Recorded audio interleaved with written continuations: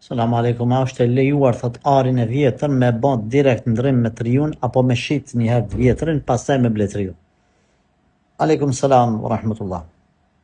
Ari hyn në kategorinë e kamatës së rrezikshme nëse bëhet në këtë formë që e ke përmend ti. Pra, arin nuk bën me ndru me are, takime qartë te gratë, edhe mos keq kuptojnë me thonë çka të thonë hoxha kështu, pse kështu, s'e kuptoj kështu.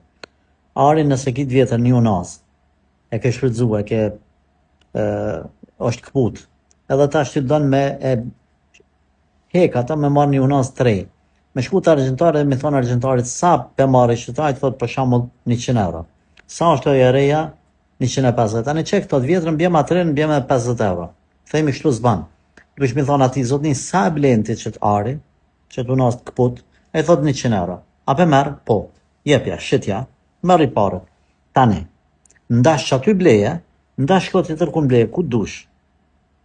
E rëndësishme, mos mi nru, se nëse e nrën këtë unazën e parë me dytën, edhe ai t'i shton 50 euro që të ka dhonë, unë e di që të ka dhonë ai tre, po ari nuk ban me nru edhe me shtu pare, nëse është se hyn në kategorinë e kamatës, nejse s'po duhet shumë ja u kompliku.